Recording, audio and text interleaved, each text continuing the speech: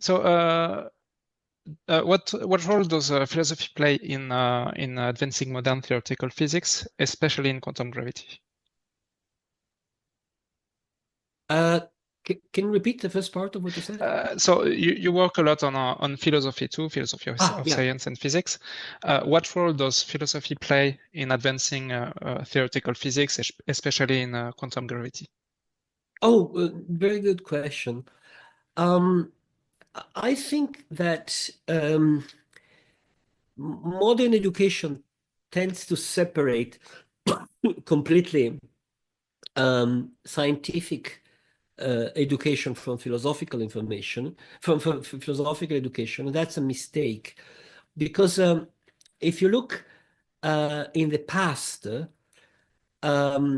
lot of major advances in science were very much influenced by philosophy, and the scientists I mean, science is a global collaboration, right? It's not just one person doing things. It's a collective things. We do science together.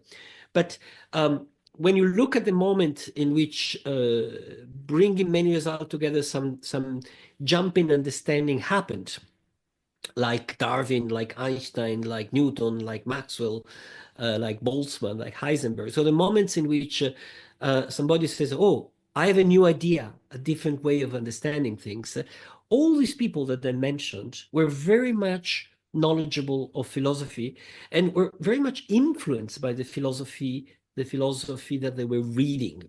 Heisenberg was under the influence of positivism, um, and Mach and so on, and that's what gave him.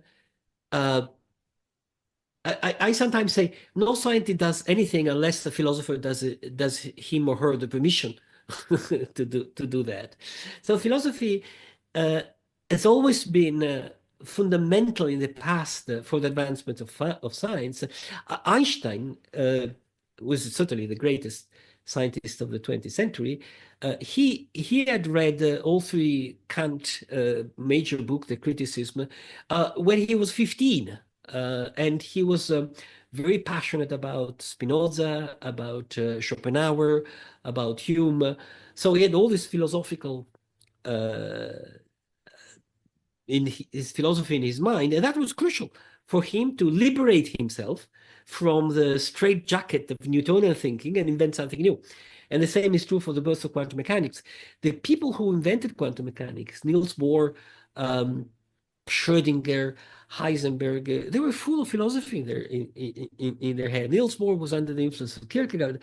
Schrödinger was reading the Upanishad, the Indian major philosophical ancient text. Heisenberg, his main paper on quantum mechanics is almost the start is almost a citation of a philosopher or of the philosophical writing of an intellectual, which is Ernst Mach. So you need philosophy. Why you need philosophy? Because science is not write an equation and then make a measurement and test it. You guess an equation and then make a measurement and test it. Science is a very different operation. Science is changing your mind thinking, your ways of viewing things. It's realizing that some way of thinking is wrong and say, oh, I mean, I've always been thinking that way. I've always thought that space is just Euclidean geometry. No, forget about that. So it's science very often is to liberate your mind from a prejudice. And that's what philosophy is very good about, because it is a critical thinking about your own prejudice. Not always. I mean, there's bad philosophy. Sometimes scientists are the influence of bad philosophy. But the dialogue is very, very strong. It is in both ways, because best philosophy, whether it's Kant or Wittgenstein or Hume, whoever, the best philosophers have always been very much following the science of their time. And some of the best philosophy comes from reflecting. I mean, we have learned this about the world. What does it imply? What does it mean for our general philosophical questions? So I see science, especially fundamental physics, but not only, also, neuroscience or biology, as a continuous dialogue between philosophers. Everybody does his own job, of course. I mean, the philosophers don't write equation, and scientists don't write philosophy articles.